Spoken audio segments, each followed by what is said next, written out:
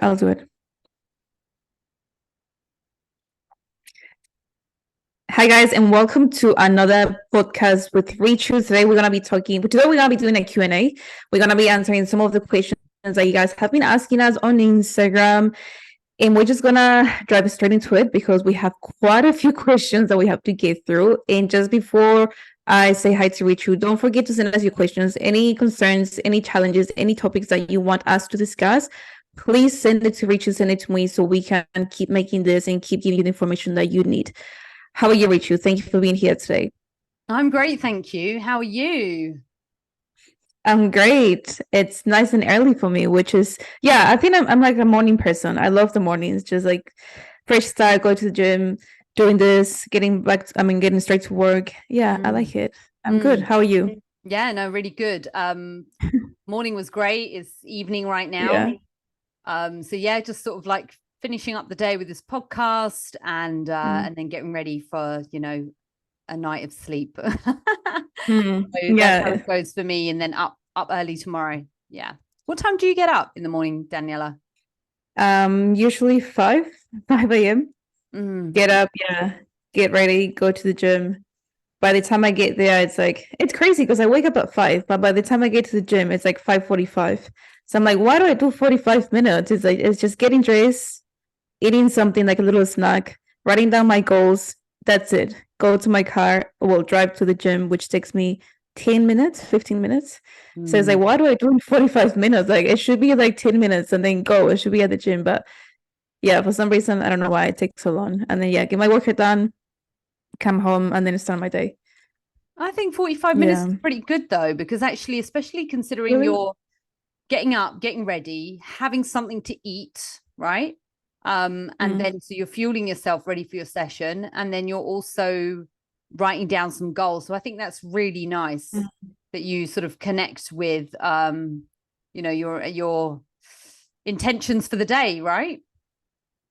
Yeah, that's something. If you guys haven't done it yet, I will suggest 100%. I write down mainly my goals, not just for the day, but it's mainly like the goals for this year.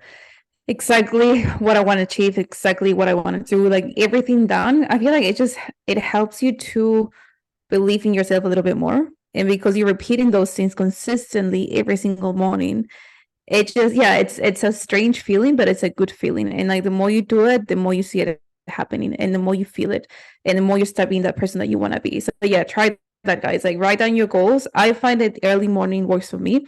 But if you prefer to write them down maybe just before going to bed or I don't know, in the afternoon, whatever time works for you, find that time, try that and write them down like with a pen and paper. Because I feel like when we use our phones, it's a little bit different. But when we have that experience of like writing everything down with your hands, I think your mind connects a little bit better with what you're writing, and it helps you remember.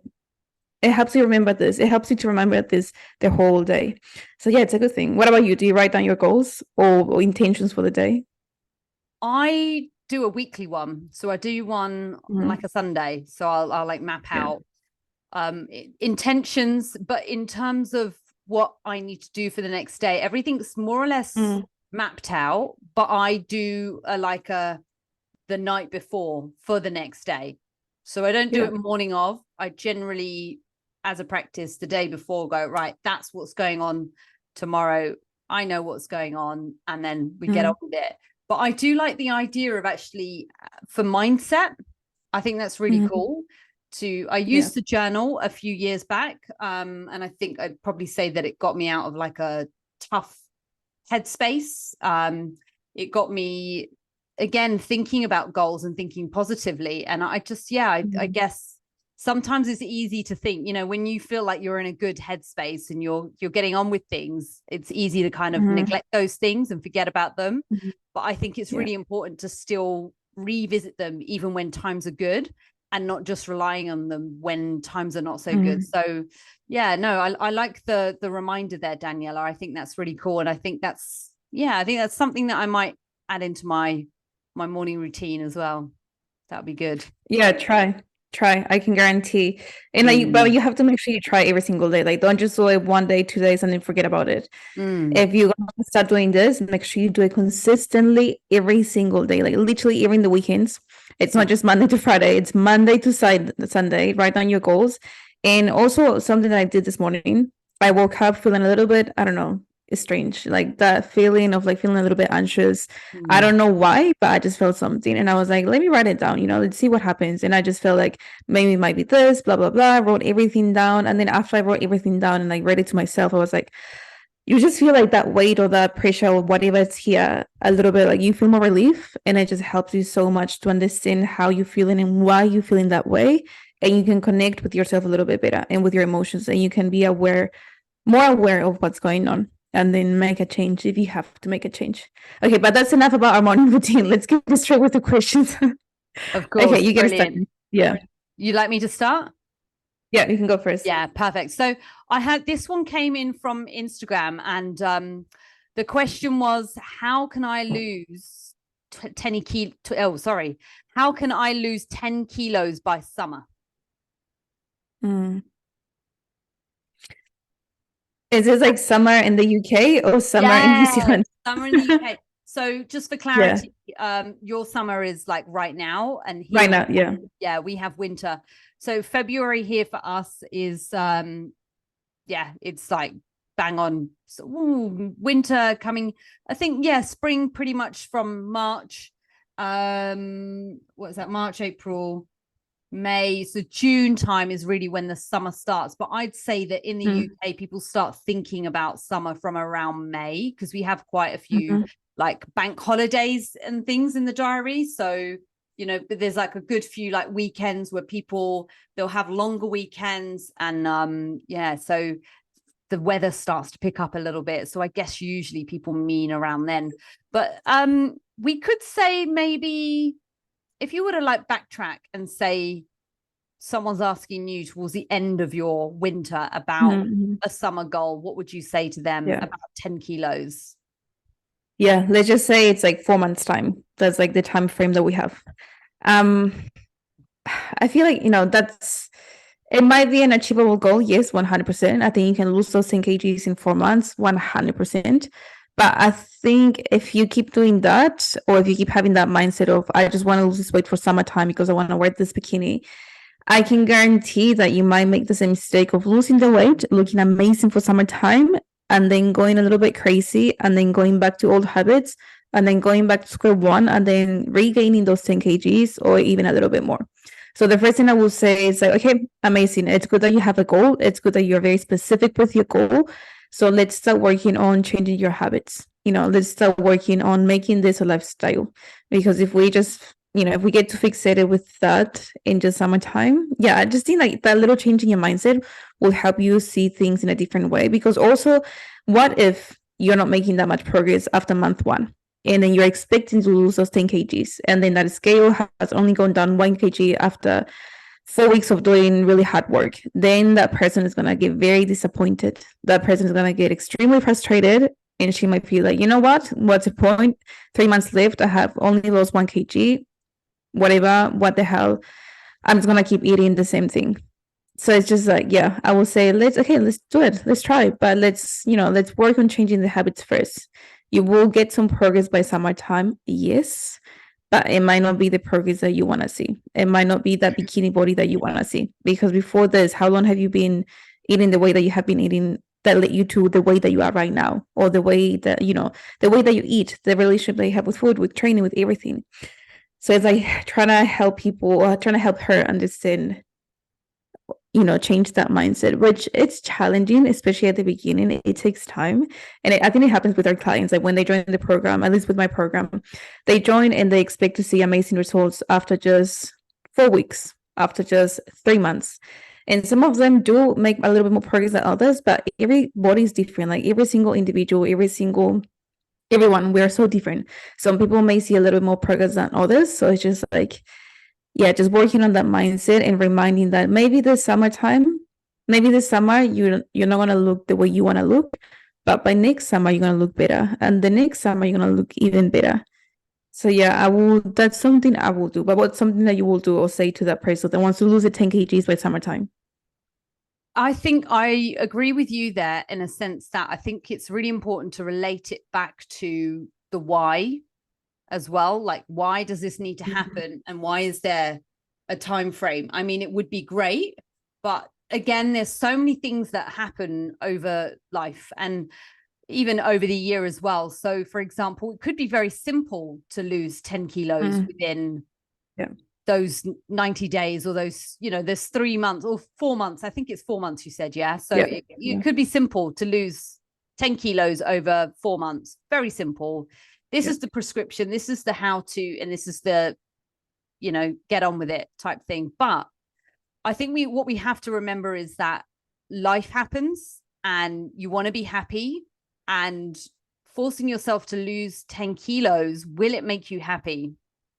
What is the reason for that? Is there some confidence that we need to work on? And as you said, is there some habits that need building as well? Because if you've done something a certain way for a long time and you expect change in a very short time, you're going to let yourself down when that doesn't happen. And at what cost are you going to be going for the 10 kilo drop in weight? Is there a cost to your mental health? Is there a cost to your social health? Being able to like go out and meet friends, your family as well. Will they appreciate what you're going through? We both know what it's like to go and compete in bikini bodybuilding. And when you're doing a prep, yes, it's very likely you could lose 5, 10, 15 kilos on a prep, right? To get to your stage weight.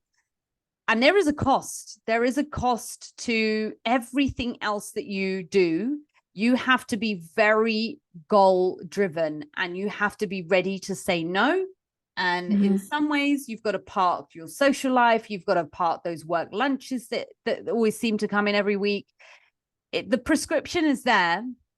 Yes, this is how you get there, but at what cost to your life? You know, do you want to get to the 10 kilos? Then what happens? What happens after that? Once you're there, it's then maintaining it. And what will you be happy if you come away from that as well? It's and also something question. And I feel like something else to think about is, okay, let's say you lose the 10 kgs, because it's easy. Like, it's honestly very easy to lose that weight. You lose the 10 kgs, but then are you going to enjoy your summer? Because then you're going to be thinking about, I don't want to do anything. I don't want to go out. I don't want to socialize because I don't want to throw away all the hard work that I've done the past 4 months. Or that can be one person, or then someone else might be like, yeah, I reached my goal. I look amazing. Now let me enjoy all the foods that I haven't enjoyed for the past 4 months. Let me try all the things I haven't tried, or let me drink all the alcohol I haven't drank the past 4 months. So I feel like it can only go 2 ways. You can either think about like, I don't want to do anything, or you want to do everything. So it's like, do you want to go through that cycle again of losing, getting amazing, looking amazing, and then going back to where you were before? If you want to continue with that cycle, go for it. But is it healthy? Is it going to help you with your mental health? I don't think so, because you're going to keep feeling frustrated. You're going to keep feeling annoyed. You're going to keep feeling like, oh my gosh, I'm such a failure. I keep making the same mistake, you know, this and that, like blah, blah. So yeah, that's something to consider. Like, let's stop worrying too much about the physical aspect, which, yes, I know it can annoy us if we are not looking the way we want to look. But if we have made this mistake already so many times, let's try something different. Let's try a different approach. Let's try to change something so we get a different outcome, and then we don't get the same outcome that we have been getting for the past 5, 10, 20 years. So yeah, that will be my answer. I think the disconnect away from the figure or the goal, to just say that you know, it's the only way to create change. And it's a very hard or fast topic, really, isn't it? As in, like you say, you get to the goal, and then what happens after that? Do we start falling into a yo-yo pattern? It's a lifestyle. It's promoting, you know, look, that 10 kilos, it would be better for you and healthier if you took your time. If it was something that actually your life depended on, you need to take time with that, and not just go hard and fast and go, right, that's it, I've got to the goal and that's it. You know, you also have to, if you do get the 10 kilos in the 3 months and actually you manage to achieve that and you balance all things and you're happy, how do you maintain? And are you happy at increasing your weight as well as you go through a maintenance phase? You know, because that will happen. Yeah. And are you willing to be coached during that phase? You know, just getting from A to B and going, right, I've done a 12-week transformation and that's it. what about the afterlife of that? That's such a good point. Such a good point. And I think that's why, like, every time people, that's why I don't like people, or I don't like my clients to be, I don't like myself to be, or my clients be too fixated with the numbers on the scale. Because I feel like, okay, yeah, you drop those 10 kgs or 5 kgs or whatever the number is, but we know that those numbers are always going to be going up and down. We know that those numbers are always going to be fluctuating. So are you going to get upset and cry every single time you see those numbers going up by 2 kgs and then happy every single time it goes down by 2 kgs? Like, why are you letting that number on the scale decide how you feel, whether you're happy or not? I feel like it just, yeah, it's too much. It's just a number. Like, it's just literally just a number. It's nothing else. It's no one. It doesn't have feelings. You're the one with the feelings, and you're the one who's going to feel upset and cry. And yeah, and just, it's going to be messy. So think about those things. See if your goal is to lose 10 kgs, 5 kgs, 20 kgs by summertime, and you know it's only a very short period of time. Is it possible? Yes, 100%. Is it healthy? 100% not. So think about that. Okay, the next question. I've got one right here. So this girl messaged me. Okay, I'm just trying to put it together. It's not exactly like this, but just so it makes sense for the podcast, I'm gonna say what she said. I'm gonna, make a summary of what she said. So pretty much when she has been training, she's been feeling issues in her joints, especially her knees and elbows. Any tips to prevent that pain? So every time I train, I don't feel that pain anymore. Okay. So yeah. What will you say? So firstly, if you are getting pain in your excuse me, I need some water again. Drink your water. If you're getting pain in your knees, excuse me, wow. If you're getting pain in your knees and in your elbows, I think it's understanding what type of pain that is. Is there a knee condition or issue? And I feel like having the knee joint pain is something that a lot of people might have, right? And it's not to say that I guess it's quite common, right? And I guess we know that there might be ways of accommodating that knee issue. So whether it's go and see a physio and people start a rehab program, or people adapt their training in the gym to accommodate for that. But I feel like elbow pain is very unique and very specific. And again, it's always worth getting these things checked out, especially when it comes to like joint pain. I mean, when you are training, what's normal to experience is like muscular responses. So muscular responses to the stimulus. So something called like delayed onset muscle soreness. That can be very common. And that again can last up to, 48 hours to 72 hours. But when it comes to joint pain, is there something going on in terms of, have you got an injury? Is there some sort of repetitive motion that you've been suffering from? And I don't know if you know about this, how much you know about this one, but is there an issue with like a condition that you might have that's not actually diagnosed, like something like hypermobility, for example? Because people with hypermobility, they experience that like joint pain as well. And if they're in the gym and they're specifically experiencing it from there, is there an issue with the way that the person is lifting, like to cause that joint pain? So again, I feel like everything, you do need to go and get these things checked out, especially if something's been causing you an irritation for a while. Like, do you get knee pain and elbow pain from training? No, I used to before. Yes.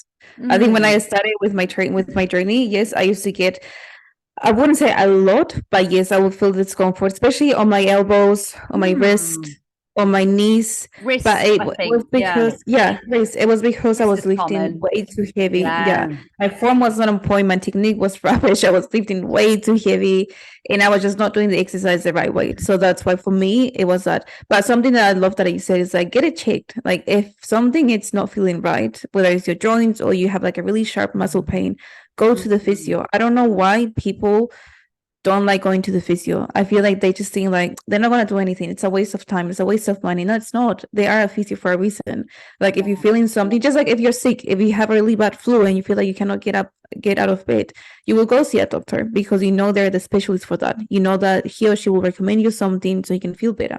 Same thing with the physio. They're the specialists to see your body whenever you have those type of pains or like muscle soreness, anything like that.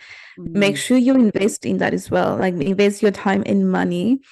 And don't just assume, oh, it's just a little pain. It's nothing. It might be nothing, it might be nothing. But I always say it's better to get a check than to be sorry later and then something worse happens. And then you're like, oh my gosh, I wish I did something earlier. Just get a check. There's nothing wrong with getting it. The wrist pain, though, one is a common one. And I think, again, with the wrist pain might be slightly unique because I feel like, especially women that are new to lifting, you're all of a sudden, it's like the loading is different. All of a sudden you're gripping dumbbells. All of a sudden you're holding barbells. Like it's a very strange feeling. If you've never really carried heavy shopping bags on a daily basis, and all of a sudden you're like now doing that equivalent weight in the gym, like it's going to feel stressful on your wrists. And I feel like, again, that's something that does need to take time and it needs to be adapted. So I think, as you said as well, when you started out, you had like some wrist pain and stuff. But again, I think these things are best checked out. But yeah, again, like, your clients, my clients, ask the question, ask your coach. If you don't train with Daniella and I, ask your coach and find out if it's something that is unique to you or if it's something that actually is quite normal. And again, it could just be some adaptations that are occurring. Be discussing. Yeah, because I would say, like, if you're experiencing that pain every single day, maybe you haven't even trained, then obviously that's something else. But I will say, like, pay attention, like when you do the exercises, like, do you feel that pain straight after you do lunges, for example, on your knees? Or do you feel that pain straight after you do shoulder press, any shoulder exercises? Like, when do you experience that pain? Like, listen to your body and pay attention to that. Because actually one of my clients messaged me last week. She's like, Dani, I'm feeling, every time I do lunges, no, she just said, every time I train, I feel pain on my knees. And I was like, okay, let's break it down. Exactly when, like, exactly what exercises it's causing that pain. Like, after which exercise do you feel that? She's like, actually, after I do lunges, it's always with the lunges that I'm doing this. I was like, okay, so if it's just the lunges and you only feel it when you do lunges, maybe it's the way you're doing the exercise. So how about you take a video of yourself performing that exercise, send it to me, I can double check, and then we can change these and then go from there. Yeah. And that's why, another reason why working with a coach makes a huge difference, because at least I know we do that for our clients. Like, we get them to send videos of them performing that exercise.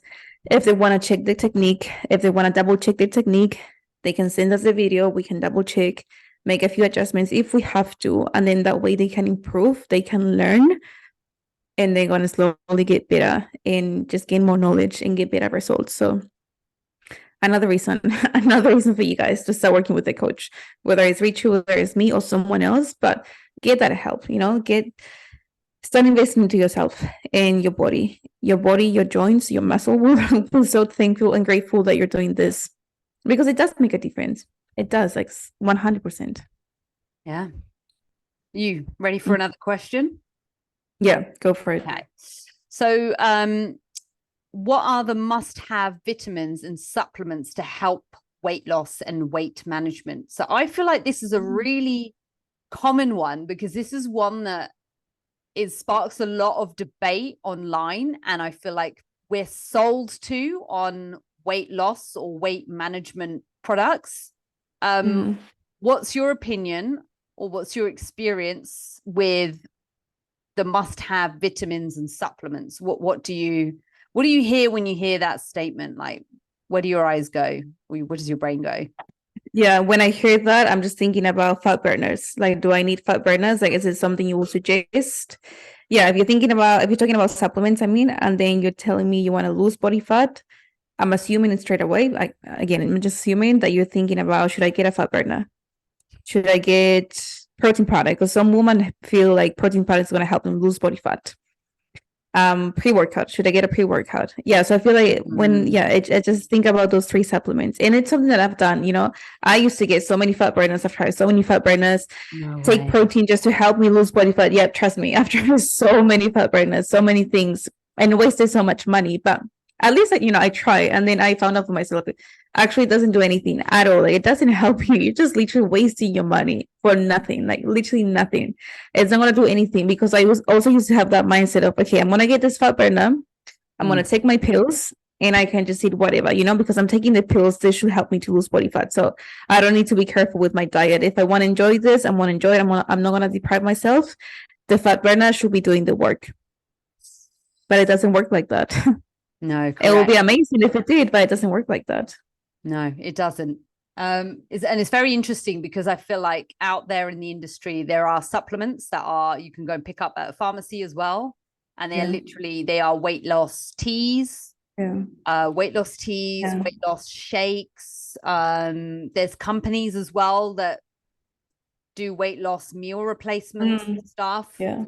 And the thing is, anything like that, which is faddy, it's not long term. What happens after you get, not to say that this works or anything, but let's say you do go on a weight loss supplement, something which is specific. What happens after you want to go and eat normally again, and you want to go out and eat normal dinners with your family, or eat birthday cake, etc.? Like, what happens after that fact?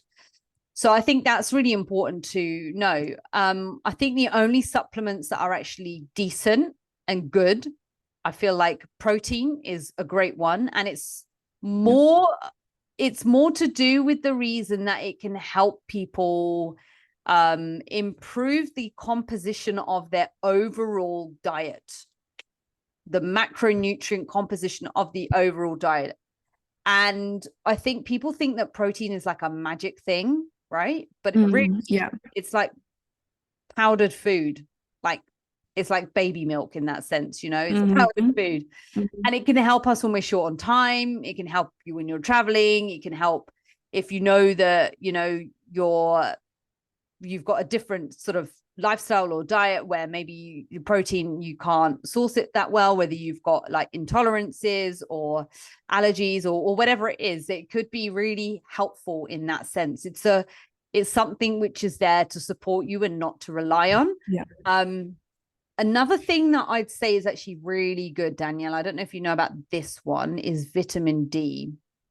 So vitamin D, a lot of people are deficient in vitamin D. And I think I've seen, there have been studies that have done where they've shown that people with very low levels of vitamin D, they then get the supplementation of vitamin D, and it actually helps them improve insulin sensitivity, let's say, and can actually promote weight loss, whether it's indirectly or directly, we don't know. But again, if you are deficient in something, it's going to skew something, right? So yeah, I just think that one's an interesting one to think about, really. And this topic is so wide and varied. But yeah, I think that's probably the key vitamin that sticks out for me, is the vitamin D, really. And then in supplements, again, I think people are thinking of fat burners. I've never actually taken any fat burners. I guess green tea could be seen as like a boosting metabolism. There are foods as well, apparently. There's always this like a gimmicky something out every now and then that everyone's really into. And green tea was actually, it's great, but it's not the answer. None of these things are the sole answer. Things can help support things, but only if you are managing everything else. So if weight loss is your goal, if you are managing a calorie deficit, if you are managing correct, good macronutrient spread of your food, if you are managing, decent fiber intake, for example, if you are walking, you're getting good step count in, if you're exercising in a way that you enjoy, that supports your goals, Like, these are all the things you've got to tick the boxes. And if you're sleeping, sleep is a brilliant supplement for weight loss. Yeah. I think my answer will be slightly different from yours. I think like if someone asks me like, hey Danny, what supplements do I need to help me lose body fat or lose weight? I will say you don't need anything. You just have to get started. You literally don't need anything. True. Protein powder, yeah, I think it will benefit you 100%. It makes your life much, much easier. But if we're just talking about what do I need, you just need to get started. That's all you need to do right now. Now, if you tell me I have already got started, but I'm just not getting the results that I want to get, how long have you been doing this? 1 week, 2 weeks, 1 month? Be patient. Like, results are not going to come overnight. Results are not going to take just a few days or a few weeks. You just have to be patient. Just be consistent, keep doing the work, and you'll see those things. Now, if you have been being patient and you've been trying this for so many months, let's say, for example, okay, then there's something we need to change. Supplements is not going to change anything. Supplements, yes, you can add them and they're great, but they're not going to change anything. Obviously, what you're doing is not working. So we need to look at what you're doing right now. How much are you eating? How much exercise? What type of training are you doing? Are you really following the meal plan? Are you really sticking to those things? Or you think you're, doing those things? So yeah, I will say like supplements, you don't need them at all. They're just there to supplement. You just have to get started. You just have to be patient and you just have to be consistent. That's it. That's all you need. Yeah. Yeah. No, it's good. Really good. Really, really good. Exactly. Yeah. Yeah. So there's not really too much to think about with that one. Have you got any questions? Yeah, I've got another one. Maybe? Yep, I've got a few more questions here. So social situations and saying no to alcohol. Other drink options other than alcohol when you're out. So I guess like the question is mainly like how to say no to alcohol when going out and what are my options when I'm socializing because I don't want to drink alcohol. Okay. Well, that's the first thing. If they don't want to drink alcohol, well then just don't, right? And if it's something that you feel like you need to do to show up in front of other people, maybe even question the company that you're around and the people that you're going to go and hang out with. If you want to enjoy alcohol because you like it and it makes you feel good, do it. Plenty of people do it, right? They do it for various different reasons, but I don't think it's something that we should rely on to have a good time. You can have a good time without alcohol, again, what is it that you're doing when you go out? Are you like socializing? Is it there to like talk to people? Is it there to like dance? Are you trying to be silly? Like what's the motivation really? And I think peer pressure as well is like a really horrible thing. And I think especially for young people can really deflect how they feel about a situation on others. So again, it's about choosing and thinking about the company you keep. If they sort of say to you, oh, you're not drinking? Oh, what's wrong with you? You're not drinking? Are you pregnant? You're not drinking? Have you got a problem with alcohol? So I think really we need to kind of like question society and also the people around us as well. So it's, it's not to say that you can't drink. Like if you want to drink, you go for it, but know that you want to do it and you're not doing it out of peer pressure or because you feel like you're not going to have a good time. Yeah, I agree 100%. If you want to drink, do it because you want to, not because your friends are pressuring you to do that. And someone actually asked me, like, my friends are always like pressuring me to drink when we go out. And she was like, I don't know how many times you can say no to someone. And I feel like I have to have that drink because, they keep telling me drink, drink, drink. And I feel boring if I don't drink. Aww. And I was like, I'm sorry to hear that. But if you want to drink because you want to drink, do it. And if you don't want to drink, you can say no as many times as you want to say no. You're the one in control. You're the one that can make that choice for yourself. No one should be able to pressure you and tell you what to do and what not to do. If you want to have a Coke Zero instead of that vodka glass, have that Coke Zero. But if you want to have that vodka instead of the Coke Zero, have that vodka. Like, just always think about yourself and what's best for you. Because let's say you don't want to have that glass of vodka and then you ended up having it because your friends are pressuring you. How are you going to feel after? I can guarantee you're gonna be so disappointed with yourself, and you're gonna be like, why did I drink again? Like, why did I listen to them? Why did I do this? Like, do you want to keep feeling that way? Like, why you keep doing this to yourself? And like you said, like your environment is everything. If you know that your friends, or every time you hang out with those friends, it's always gonna be the same thing. I don't know about you, but I wouldn't like to be around those people if it's always gonna be the same. And if I don't feel comfortable in that environment, if I feel like no one really understands me and I feel like they just put too much pressure on me, I wouldn't like that. I will just be like, sorry, but I'm not coming because you guys pressure me too much and I don't like that. Or you can just be like, sorry, I'm busy this weekend. Maybe we can do something another time, or let's go out for coffee instead of just meeting to drink every single weekend. Like, think about your environment, because I do believe that your environment makes a huge difference. And if you're feeling pressure, you're going to be more likely to do the things that you don't want to do. And it's going to be much easier for you to make those choices and then regret it and then feel guilty. And then again, it's the cycle. Just like weight loss and weight loss and gaining weight, it's a cycle. It's a cycle that never stops. So think about the environment and always do what's best for you. No one can force you. Absolutely no one. Not even your mom, not even your dad, not even your brother, not even your boyfriend. No one. Only do what's best for you. And yeah, I mean, with different options to drink, there's plenty of like sugar-free, low-calorie option nowadays. So whatever you feel like you like, go for, like, drinking one weekend or every now and then is not gonna do anything. It's not gonna really ruin your progress. If you want to do it, go enjoy. Next day, back on track. You might feel a little bit low in energy because your body is maybe not used to drinking too much, but you enjoy your time, you enjoy your night, move on. Keep going with your life. Don't let that hold you back. Yeah. It's so simple. Okay, should we do 2 more questions? Yeah, sure. One each. Yeah. Okay, so how much can I go over my calories without ruining my hard work? That's a good question, because I feel like calories is another number that people can get too fixated with. And if they go over the calories, even if it's only 10 calories, they can get a little bit upset. Or if they go, I think mainly over, not really under. But I will say, like, going over your calories is completely fine.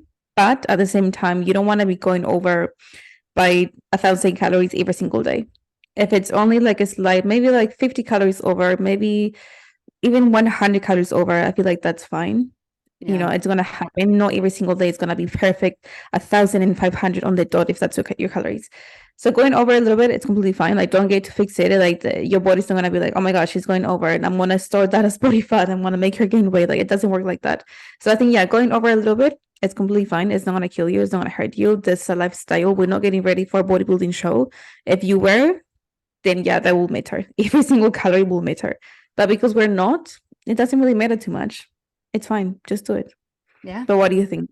Yeah, I agree with you 100%. And like you say, it's thinking about all things done consistently. And I think that's the key thing. If it's something that you're going over your calories every week, you know, and there's a possibility that you're taking yourself out of the deficit, right? Then there could be an issue. If you are gaining, there could be an issue. So if this is the weight loss is the goal. But if you've been really, really consistent, things are changing, whether that's your measurements, your body measurements, the way your clothes feel, or even the weight scale, like whatever it is that you use to manage or measure your progress. If there are things that are going in a way that you don't want to go, then maybe it's worth thinking about creating a little bit more stringency around the calories and making sure you stick to them. Because I feel also that sometimes when people say they go over their calories, what do they mean? Some people might mean that they go over like 80 calories, right? And I feel like there is a benefit sometimes, depending on where you are on your like menstrual cycle. Sometimes we do need a little bit more food. I get it, right? 100, 200 calories to help support you, you know, especially if you've had like a day where you've your energy intake, your energy expenditure has been really high. You've been moving more.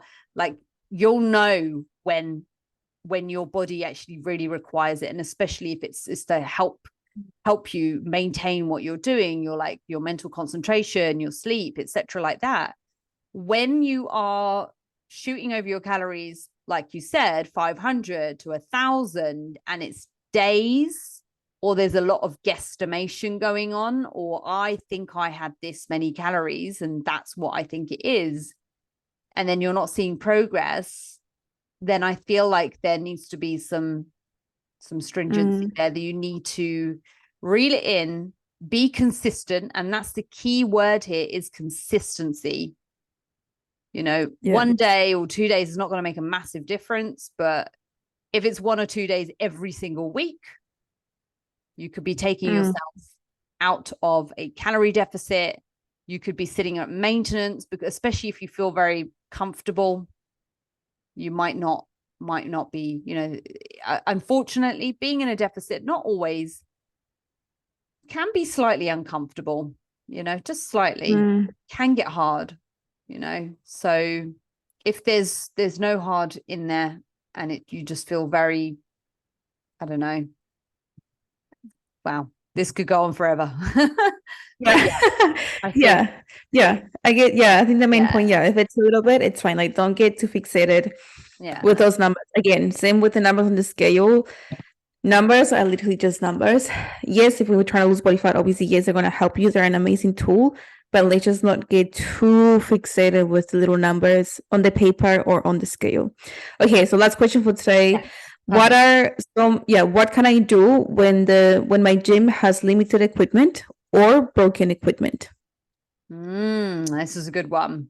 Reach out to your coach and let them know what's going on, so that they can make adaptations within your program, and they can allow for swaps, and they can also educate you on options. So for example, if you have barbell squats in your gym, and let's say it's unavailable, every time you go in, you start with squats. One thing you could do is maybe do it later on within the training program, especially if every time you go in it's done, or opt for a barbell, a dumbbell, for example. Change it. So it's just small things like that, really. And again, if you're listening and those are things that you don't really know that you can do, reach out to your coach. They can provide you with some education. So, you know, I think doing exercise swaps, we might think, Daniela, that it's easy. We might go, that's easy. Yeah, if that's broke, do this instead. But other people don't. And that's why they come to us, because they want to know that there are options, and they want to know what to do if there is a problem. Another reason why working with a coach makes a difference, because in situations like this, it's easier to talk to that person that knows what they're doing, that has more experience, and can tell you, okay, if the machine is broken, replace it with this exercise. Because exactly how you say, like, not everyone will know exactly what exercise work, what muscle group, and what exercise will be a good replacement for that one, or what order of the structure, you know, the workout is. So I will say, because my gym, there's always broken equipment, like always, or every single day there's, I don't know, something breaks. So that's always happening. So either go to the next exercise and come back if the machine is just taken, but if it's broken, replace it with a different equipment, whether it's a machine, whether it's a dumbbell, or even just body weight. If that's the only option, reach out to your coach. And if you don't have a coach, start working with one, or go to like someone that works at the gym, like a personal trainer, or someone at reception, or someone that you can talk to and just ask them, like, hey, do you mind just helping me here? Like, this machine is broken. Anything that you know that can help me or replace this. And if you miss that exercise for 1 week, if you don't do that exercise because the machine was working, well, it's fine. Like, you know, missing one exercise in your routine every now and then is not going to do anything. But if it's a consistent thing every single week, then we will have to change something. Yeah, but that's pretty much all we've got a few more questions, guys, but I think we're running out of time now. We don't want to make it too long, and we have a few calls after this. So thank you so much, guys, for watching this or for listening to the podcast. Is there anything else you want to mention before we go? No, that was brilliant. I think it was great. And I think it's really nice for us to be able to even just take a handful of questions and be able to provide a bit of insight into some of the answers that both of us could think of, or you know, based on our experience. I think it's great. And it's like, it really challenges us as well to really think outside the box. So when you guys send the questions in, it only allows us to really help you that bit more. Yeah. So I think, it's great. I love the Q&A. Yeah, me too. Keep sending your question, guys. Once again, keep sending your questions, challenges, concerns. Send it to us because we're here to help you. That's the main reason why we're doing this podcast. So you can learn all the things, so you can get all the value, all the information. Don't forget, we'll be here every single week. Send us your questions. Please follow Richu if you haven't already on Instagram at RichuBrar, or follow me at Daniela del Carpio. Until next time. And as I always say, don't ever stop believing in yourself. Ciao.